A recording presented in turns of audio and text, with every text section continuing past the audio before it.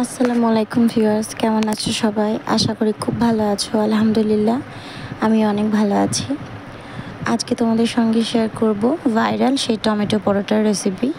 জানি রেসিপিটা অনেক লেট করে নিয়ে এসেছি, কারণ একটু সমস্যার মধ্যে দিয়ে যাচ্ছিলাম, সেই কারণে একটু দেরি হয়েছে।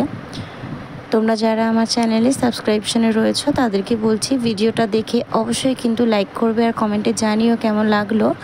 যারা নতুন এসেছো প্লিজ কমেন্ট করবে আর সাবস্ক্রাইব করে পাশে থেকো।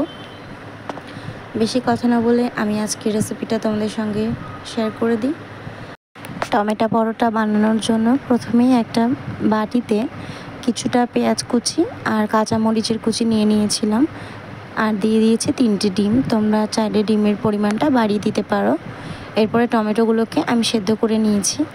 তোমরা পুড়িয়ে নিতে পারো, তবে আমি সেদ্ধ করে নিয়েছি। পুড়িয়ে নিলে কি হবে, খোসাটা কিন্তু পুড়ে কালো হয়ে যাবে আর ময়দাটা মাখার সময় দেখতে ভালো লাগবে না। এটা কাঁটা চামচের সাহায্যে আমি হালকা একটু স্ম্যাশ করে নিচ্ছি। টমেটোগুলোকে খুব ভালো করে স্ম্যাশ করে নিতে হবে কিন্তু। আর এর মধ্যে যে বাড়তি অংশগুলো থাকবে ডালা পাকানো, সেগুলোকে ফেলে দিতে হবে। শুধুমাত্র একটা স্মুথ মিশ্রণ নিয়ে নিতে হবে। আর এই বাটিতে করে আমি পরিমাণ মতো ময়দা দিয়ে দিচ্ছি। এখানে আমি 2 কাপ ময়দা দিয়েছি। এখানে আমি আলাদা কোনো পানি অ্যাড করছি না। টমেটোর যে পিউরিটা ছিল সেটা দিয়েই কিন্তু ময়দাটা ভালো করে মেখে নিতে হবে। এখানে আমি আরও একটা জিনিস দিয়েছিলাম, তবে সেটা দেখানো হয়নি। একটু সয়াবিন অয়েল দিয়ে দেবে তোমরা, যাতে পরোটাগুলো কিন্তু অনেকটা ক্রিস্পি হবে। সয়াবিন অয়েলটা দেওয়ার পরে তারপরেই ময়দাটা দিয়ে এইভাবে মেখে নেবে।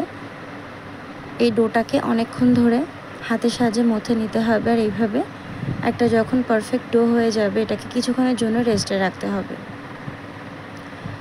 আমি এখানে আধা ঘন্টা মতো রেস্টে রেখেছিলাম। তারপরে গোল গোল করে লেচি কেটে নিয়েছি। আর বেলনির উপরে নিয়ে খুব সুন্দর করে পরোটা বেলে নেব।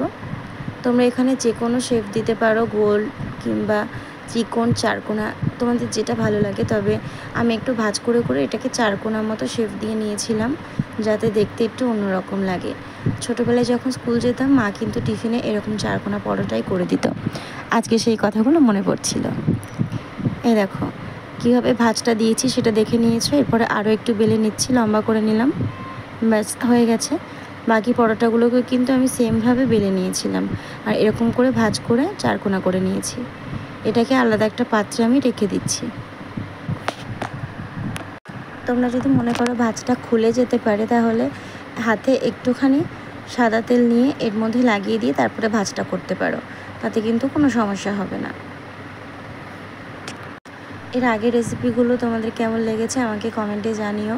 বেশ কিছু নতুন রেসিপি রয়েছে যেগুলো আমি পোস্ট করেছি, তোমরা অনেকেই দেখোনি, সেগুলো দেখার জন্য রিকোয়েস্ট করছি। আর আমার পরোটা কিন্তু বেলা হয়ে গেছে। আর ওই ডিমটাকে আমি একটা বড় পাত্রের উপরে নিয়ে নিয়েছিলাম, আর এদিকে আমি একটু তেল গরম করে নিয়েছি। আর যে পরোটাগুলো বেলে রেখেছিলাম সেটা ডিমের থালিতে দিয়ে খুব ভালো করে এপিট ওপিট ডিমের সঙ্গে কোট করে নিয়েছি। তারপরে লাল লাল করে ভেজে নিতে হবে।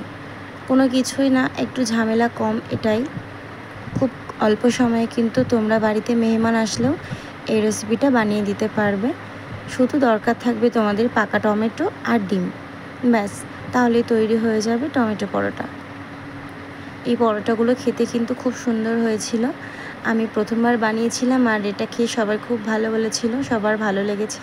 তোমরা একবার বাড়িতে বানিয়ে ট্রাই করো, যারা এখনও অবধি ট্রাই করোনি। আমি বলছি তোমাদেরও এটা খুব ভালো লাগবে। আমি আবার একটা পরোটা ভেজে নিচ্ছি সেমভাবে।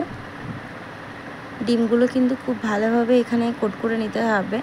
আর উপর থেকে আমি আরও একটু ডিম চামচে করে ছড়িয়ে দিচ্ছি, একটু পেঁয়াজও দিয়ে দিলাম। এটা খেতে আরও ভালো লাগবে। এটা খাওয়ার জন্য তোমাদের আলাদা কোনো তরকারি বা সসের প্রয়োজন হবে না। এটা তোমরা এমন করেই স্ন্যাক্স হিসাবে সার্ভ করতে পারো। এটা খেতে কিন্তু দারুণ লাগে। আর এই হচ্ছে আমার পরোটার লুক। তোমরা দেখে জানিয়ে দিও কেমন হয়েছে। এটা কিন্তু খেতে খুব টেস্টি হয়েছিল। আজকের মতো এখানে শেষ করলাম। সবাই ভালো থেকো। আল্লাহ হাফিজ।